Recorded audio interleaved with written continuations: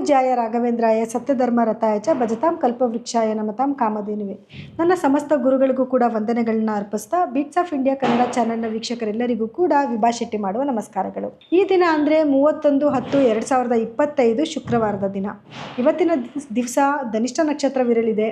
ಹಾಗಿದ್ರೆ ಬನ್ನಿ ದ್ವಾದಶ ರಾಶಿಗಳ ಮೇಲೆ ಇವತ್ತಿನ ದಿವಸ ಏನೆಲ್ಲ ಫಲಾನುಫಲಗಳಿದೆ ಅನ್ನೋದನ್ನು ನೋಡೋಣ.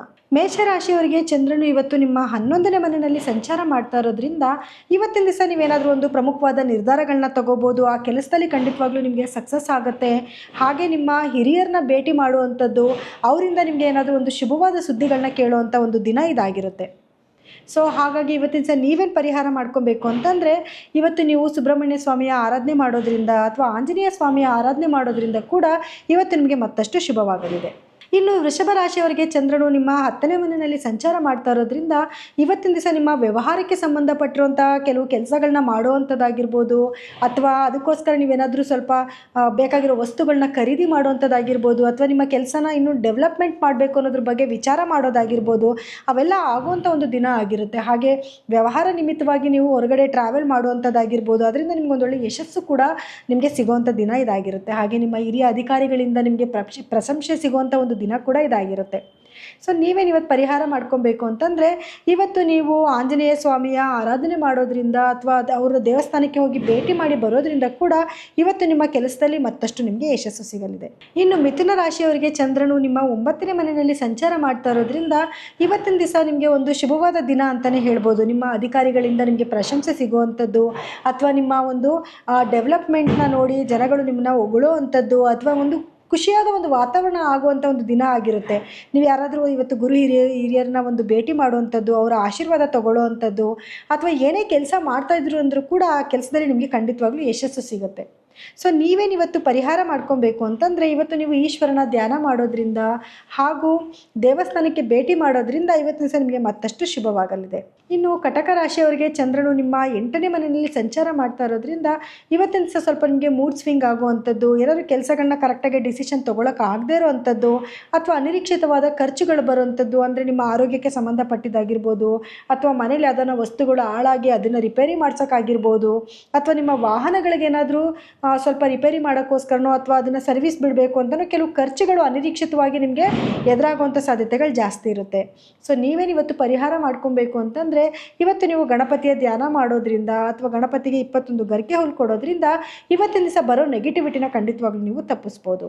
ಇನ್ನು ಸಿಂಹರಾಶಿಯವರಿಗೆ ಚಂದ್ರನು ನಿಮ್ಮ 7ನೇ ಮನೆಯಲ್ಲಿ ಸಂಚಾರ ಮಾಡ್ತಾ ಇರೋದ್ರಿಂದ ಇವತ್ತಿನ ದಿವಸ ನಿಮ್ಮ ದಂಪತಿಗಳ ಮಧ್ಯದಲ್ಲಿ ಒಂದು ಪ್ರೀತಿ ವಿಶ್ವಾಸ ಜಾಸ್ತಿ ಆಗುವಂಥದ್ದು, ಅಥವಾ ಅವ್ರ ಜೊತೆ ಎಲ್ಲರೂ ಟ್ರಾವೆಲ್ ಮಾಡುವಂಥದ್ದು, ಅಥವಾ ಏನಾದರೂ ಬಿಸ್ನೆಸ್ಸಿಗೆ ಸಂಬಂಧಪಟ್ಟಿದ್ದು ನಿಮ್ಮ ಪಾರ್ಟ್ನರ್ಶಿಪ್ ಏನಾದರೂ ಇತ್ತು ಅಂತಂದರೆ ಅದರಲ್ಲಿ ಒಂದು ಡೆವಲಪ್ಮೆಂಟ್ ಆಗುವಂಥದ್ದು, ಅಥವಾ ನಿಮ್ಮ ಕೆಲಸಕ್ಕೆ ಸಂಬಂಧಪಟ್ಟಿರೋ ಕೆಲವು ವಸ್ತುಗಳನ್ನ ಖರೀದಿ ಮಾಡುವಂಥದ್ದು, ಕೆಲವು ಅಗ್ರಿಮೆಂಟ್ಗಳಿಗೆ ಸೈನ್ ಮಾಡುವಂಥದ್ದು, ಈ ರೀತಿಯೆಲ್ಲ ಒಂದು ಕೆಲಸಗಳು ಮಾಡುವಂಥ ಒಂದು ದಿನ ಇದಾಗಿರುತ್ತೆ. ಸೊ ನೀವೇನು ಪರಿಹಾರ ಮಾಡ್ಕೊಬೇಕು ಇವತ್ತಿನ ದಿವಸ ಅಂತಂದರೆ, ನೀವು ಈಶ್ವರನ ದೇವಸ್ಥಾನಕ್ಕೆ ಹೋಗಿ ಬರೋದ್ರಿಂದ ಅಥವಾ ಕೃಷ್ಣನ ದೇವಸ್ಥಾನಕ್ಕೆ ಹೋಗಿ ಬರೋದ್ರಿಂದ ಕೂಡ ಇವತ್ತು ನಿಮಗೆ ಮತ್ತಷ್ಟು ಒಳಿತಾಗಲಿದೆ. ಇನ್ನು ಕನ್ಯಾ ರಾಶಿಯವರಿಗೆ ಚಂದ್ರನು ನಿಮ್ಮ 6ನೇ ಮನೆಯಲ್ಲಿ ಸಂಚಾರ ಮಾಡ್ತಾ ಇರೋದ್ರಿಂದ ಇವತ್ತಿನ ದಿವಸ ಸ್ವಲ್ಪ ನಿಮ್ಮ ಆರೋಗ್ಯದ ಕಡೆ ಗಮನ ಕೊಡಬೇಕಾಗಿ ಬರುತ್ತೆ. ಸಣ್ಣ ಪುಟ್ಟ ಸಮಸ್ಯೆಗಳು ಕಾಡುವಂಥದ್ದು, ಅಥವಾ ನಿಮಗೆ ಮೊದಲೇ ಏನಾದರೂ ಹುಷಾರಿಲ್ಲ ಅಂತಂದರೆ ಅದು ಡೆವಲಪ್ಮೆಂಟ್ ಆಗುವಂಥದ್ದು, ಈ ರೀತಿ ಆಗೋ ದಿನ ಆಗಿರುತ್ತೆ. ಹಾಗೆ ನಿಮ್ಮ ಶತ್ರುಗಳಿಂದ ನಿಮಗೆ ಸ್ವಲ್ಪ ತೊಂದರೆಗಳಾಗುವಂಥದ್ದು, ಅಥವಾ ನೀವು ಸುಮ್ಮನೆ ಇದ್ದರೂ ಕೂಡ ಅವರೇ ನಿಮ್ಮನ್ನು ಕೆದ್ಕೊಂಡು ಬರೋ ಅಂಥದ್ದು, ಈ ರೀತಿ ಆಗುವಂಥ ಒಂದು ದಿನ ಆಗಿರುತ್ತೆ. ಸೊ ನೀವೇನಿವತ್ತು ಪರಿಹಾರ ಮಾಡ್ಕೊಬೇಕು ಅಂತಂದರೆ, ಇವತ್ತು ನೀವು ಕಾಳಭೈರವನ ಸ್ಮರಣೆ ಮಾಡೋದ್ರಿಂದ ಅಥವಾ ದೇವಸ್ಥಾನಕ್ಕೆ ಭೇಟಿ ಮಾಡೋದ್ರಿಂದ ಕೂಡ ಇವತ್ತು ಬರೋ ನೆಗೆಟಿವಿಟಿನ ಖಂಡಿತವಾಗ್ಲೂ ನೀವು ತಪ್ಪಿಸ್ಬೋದು. ಇನ್ನು ತುಲಾರಾಶಿಯವರಿಗೆ ಚಂದ್ರನು ನಿಮ್ಮ 5ನೇ ಮನೆಯಲ್ಲಿ ಸಂಚಾರ ಮಾಡ್ತಾ ಇರೋದ್ರಿಂದ ಇವತ್ತಿನ ದಿವಸ ನೀವೇನೇ ಒಂದು ಡಿಸಿಷನ್ ತೊಗೊಂಡ್ರೂ ಕೂಡ ಅದರಲ್ಲಿ ನಿಮಗೆ ಒಂದು ಸ್ವಲ್ಪ ಸಕ್ಸಸ್ ಸಿಗುತ್ತೆ. ಹಾಗೆ ನಿಮ್ಮ ಮಕ್ಕಳಿಂದ ಒಂದು ಖುಷಿ ಸಿಗುವಂಥ ಒಂದು ದಿನ ಆಗಿರುತ್ತೆ. ಇನ್ನು ಯಾರೆಲ್ಲ ಪ್ರೇಮಿಗಳಿರ್ತೀರ ಅವ್ರಿಗೂ ಕೂಡ ಒಂದು ಶುಭವಾದ ದಿನ ಅಂತ ಹೇಳ್ಬೋದು. ಹಾಗೆ ದಂಪತಿಗಳ ಮಧ್ಯದಲ್ಲೂ ಕೂಡ ಒಂದು ಪ್ರೀತಿ ವಿಶ್ವಾಸ ಜಾಸ್ತಿ ಆಗುವಂಥ ಒಂದು ದಿನ ಇದಾಗಿರುತ್ತೆ. ಸೊ ನೀವೇನು ಪರಿಹಾರ ಮಾಡ್ಕೋಬೇಕು ಅಂತಂದರೆ, ನೀವು ಲಕ್ಷ್ಮಿಯ ಆರಾಧನೆ ಮಾಡೋದ್ರಿಂದ ಹಾಗೆ ಲಕ್ಷ್ಮಿಯ ದೇವಸ್ಥಾನಕ್ಕೆ ಹೋಗಿ ಬರೋದ್ರಿಂದ ಕೂಡ ಇವತ್ತು ನಿಮಗೆ ಮತ್ತಷ್ಟು ಶುಭವಾಗುತ್ತೆ. ಇನ್ನು ವೃಶ್ಚಿಕ ರಾಶಿಯವರಿಗೆ ಚಂದ್ರನು ನಿಮ್ಮ 4ನೇ ಮನೆಯಲ್ಲಿ ಸಂಚಾರ ಮಾಡ್ತಾ ಇರೋದ್ರಿಂದ ಇವತ್ತಿನ ದಿವಸ ನೀವು ನಿಮ್ಮ ತಾಯಿನ ಭೇಟಿ ಮಾಡುವಂಥದ್ದಾಗಿರ್ಬೋದು, ಅವ್ರ ಜೊತೆ ಕೂತ್ಕೊಂಡು ಮಾತಾಡುವಂಥದ್ದಾಗಿರ್ಬೋದು, ಅಥವಾ ಭೂಮಿಗೆ ಸಂಬಂಧಪಟ್ಟಿದ್ದು ಏನಾದರೂ ವ್ಯವಹಾರಗಳನ್ನ ಮಾಡುವಂಥದ್ದಾಗಿರ್ಬೋದು, ಅಥವಾ ಪ್ರಮುಖವಾದ ಒಂದು ನಿರ್ಧಾರಗಳನ್ನ ತಗೊಳ್ಳುವಂಥದ್ದಾಗಿರ್ಬೋದು, ಈ ರೀತಿಯಾದ ಒಂದು ಶುಭವಾದ ಒಂದು ವಾತಾವರಣ ಕ್ರಿಯೇಟ್ ಆಗುವಂಥ ಒಂದು ದಿನ ಇದಾಗಿರುತ್ತೆ. ಸೊ ನೀವೇನು ಪರಿಹಾರ ಮಾಡ್ಕೊಬೇಕು ಇವತ್ತಿನ ದಿವಸ ಅಂತಂದರೆ, ನೀವು ಸುಬ್ರಹ್ಮಣ್ಯ ಸ್ವಾಮಿಯ ಆರಾಧನೆ ಮಾಡೋದು ಅಥವಾ ಆಂಜನೇಯ ಸ್ವಾಮಿಯ ದೇವಸ್ಥಾನಕ್ಕೆ ಹೋಗಿ ಬರೋದ್ರಿಂದ ಕೂಡ ಇವತ್ತು ಇವತ್ತು ನಿಮಗೆ ಮತ್ತಷ್ಟು ಶುಭವಾಗಲಿದೆ. ಇನ್ನು ಧನಸ್ಸು ರಾಶಿಯವರಿಗೆ ಚಂದ್ರನು ನಿಮ್ಮ 3ನೇ ಮನೆಯಲ್ಲಿ ಸಂಚಾರ ಮಾಡ್ತಾ ಇರೋದ್ರಿಂದ ನೀವೇನಾದರೂ ಒಂದು ಪ್ರಮುಖವಾದ ನಿರ್ಧಾರಗಳನ್ನ ತಗೊಬೇಕು ಅಂತಂದರೆ ಅದನ್ನು ಧೈರ್ಯವಾಗಿ ನಿರ್ಧಾರ ತಗೊಳ್ಳುವಂಥ ಒಂದು ದಿನ ಆಗಿರುತ್ತೆ. ಅಥವಾ ಯಾವುದಾದ್ರೂ ಒಂದು ಉನ್ನತ ಅಧಿಕಾರಿಗಳ ಹತ್ರ ನೀವು ಮಾತಾಡಬೇಕು, ಅದಕ್ಕೆ ನೀವು ಸ್ವಲ್ಪ ಹಿಂಜರಿಕೆ ಇತ್ತು ಅಂದರೆ ಇವತ್ತು ಧೈರ್ಯವಾಗಿ ಹೋಗಿ ಮಾತಾಡುವಂಥದ್ದು, ಅದರಿಂದ ನಿಮ್ಮ ಸಮಸ್ಯೆಗಳು ಪರಿಹಾರ ಆಗುವಂಥ ಒಂದು ದಿನ ಇದಾಗಿರುತ್ತೆ.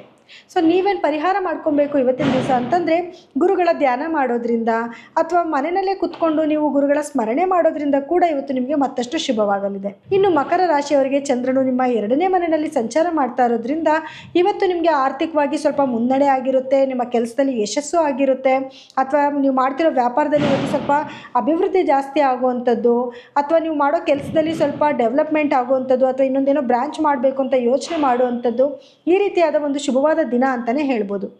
ಇವತ್ತು ನೀವೇನು ಪರಿಹಾರ ಮಾಡ್ಕೊಬೇಕು ಅಂತಂದರೆ ನೀವು ಆಂಜನೇಯನ ಸ್ಮರಣೆ ಮಾಡೋದ್ರಿಂದ ಅಥವಾ ಗಣಪತಿಯ ಧ್ಯಾನ ಮಾಡೋದ್ರಿಂದ ಇವತ್ತಿನ ದಿವಸ ಮತ್ತಷ್ಟು ನಿಮಗೆ ಶುಭವಾಗಲಿದೆ.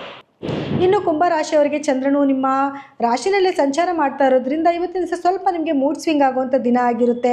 ಸ್ವಲ್ಪ ದಿವಸ ಸಂತೋಷವಾಗಿರುವಂಥದ್ದು, ಸ್ವಲ್ಪ ದಿವಸ ಏಕಾಂತವಾಗಿ ಕಾಲ ಕಳಿಬೇಕು ಅಂತ ಅಂದ್ಕೊಳ್ಳೋದು, ಈ ರೀತಿ ಆಗುವಂಥ ಒಂದು ದಿನ ಇದಾಗಿರುತ್ತೆ. ಸೊ ಆದಷ್ಟು ಇವತ್ತಿನ ದಿವಸ ನೀವು ಏಕಾಂತವಾಗಿದ್ದು ಸ್ವಲ್ಪ ಧ್ಯಾನ ಮಾಡ್ಕೊಳ್ಳೋದ್ರಿಂದ ನಿಮ್ಗೆ ಏನಾದರೂ ನೆಗೆಟಿವ್ ಥಾಟ್ಸ್ ಇತ್ತು ಅಂದರೂ ಕೂಡ ಅದನ್ನು ನೀವು ಸರಿ ಮಾಡ್ಕೋಬಹುದು. ಹಾಗೆ ನಿಮಗಾಗಿ ನೀವು ಇವತ್ತು ಪರಿಹಾರನೇ ನಿಮಗೆ ಇವತ್ತು ನಿಮಗಾಗಿ ನೀವು ಧ್ಯಾನ ಮಾಡ್ಕೊಳ್ಳೋದಾಗಿರ್ಬೋದು, ಅಂದರೆ ಮೆಡಿಟೇಷನ್ ಮಾಡೋದಾಗಿರ್ಬೋದು, ಅಥವಾ ನಿಮಗಾಗಿ ನೀವು ಏನಾದರೂ ವಸ್ತುಗಳನ್ನ ಖರೀದಿ ಮಾಡುವಂಥದ್ದಾಗಿದ್ದು ನಿಮಗೆ ಖುಷಿ ಕೊಡುವಂಥ ಕೆಲಸಗಳನ್ನ ಇವತ್ತು ನೀವು ಮಾಡೋದ್ರಿಂದ ಸ್ವಲ್ಪ ನಿಮ್ಮ ಮನಸ್ಸು ಸಂತೋಷವಾಗಿರುತ್ತೆ. ಇನ್ನು ಮೀನರಾಶಿಯವರಿಗೆ ಇವತ್ತಿನ ದಿವಸ ಚಂದ್ರನು ನಿಮ್ಮ 12ನೇ ಮನೆಯಲ್ಲಿ ಸಂಚಾರ ಮಾಡ್ತಾ ಇರೋದ್ರಿಂದ ಪ್ರಮುಖವಾದ ನಿರ್ಧಾರಗಳನ್ನ ತಗೊಳ್ಳದೇ ಇರೋದೇ ಒಳ್ಳೆಯದು. ಯಾಕೆಂದರೆ ನಿಮಗೆ ಅನಿರೀಕ್ಷಿತವಾದ ಒಂದು ಖರ್ಚುಗಳು ಜಾಸ್ತಿ ಆಗುವಂಥದ್ದು, ಅಥವಾ ನೀವೇನೋ ಒಂದು ವಸ್ತು ಖರೀದಿ ಮಾಡ್ತಿದ್ದೀರಾ ಅಂತಂದರೆ ಅದ್ರ ಬೆಲೆನೇ ಒಂದಾಗಿರುತ್ತೆ, ಅದಕ್ಕೆ ದುಪ್ಪಟ್ಟು ಬೆಲೆನ ಕೊಟ್ಟು ತೊಗೊಂಡು ಅದಾದಮೇಲೆ ನೀವು ಸ್ವಲ್ಪ ಫೀಲ್ ಮಾಡ್ಕೊಳ್ಳೋವಂಥದ್ದು, ಈ ರೀತಿ ಆಗುವಂಥ ದಿನ ಆಗಿರುತ್ತೆ. ಸೊ ಪ್ರಮುಖವಾದ ಯಾವುದು ನಿರ್ಧಾರಗಳನ್ನ ಇವತ್ತಿನ ದಿವಸ ತಗೊಳ್ಳದೇ ಇರೋದೇ ಒಳಿತು. ಸೊ ನೀವೇನಿವತ್ತು ಪರಿಹಾರ ಮಾಡ್ಕೊಬೇಕು ಅಂತಂದರೆ ಇವತ್ತು ನೀವು ಈಶ್ವರನ ಧ್ಯಾನ ಮಾಡೋದ್ರಿಂದ ಹಾಗೂ ಆಂಜನೇಯನ ಸ್ಮರಣೆ ಮಾಡೋದ್ರಿಂದ ಬರೋವಂಥ ನೆಗೆಟಿವಿಟಿನ ಖಂಡಿತವಾಗ್ಲೂ ನೀವು ತಪ್ಪಿಸ್ಕೊಬೋದು. ಹಾಗೆ ಇದಾಗಿತ್ತು ಈ ದ್ವಾದಶ ರಾಶಿಗಳ ಈ ದಿನದ ಫಲಾನುಫಲಗಳು. ಇನ್ನು ಕಾರ್ಯಕ್ರಮ ಮುಗಿಸೋಂಥ ಸಮಯ ಇದಾಗಿದೆ. ನಾಳಿನ ದಿನ ಭವಿಷ್ಯ ಕಾರ್ಯಕ್ರಮದಲ್ಲಿ ಮತ್ತೆ ನಾನು ನಿಮ್ಮನ್ನು ಭೇಟಿ ಮಾಡ್ತೀನಿ. ಎಲ್ಲರಿಗೂ ಕೂಡ ನನ್ನ ಧನ್ಯವಾದಗಳು.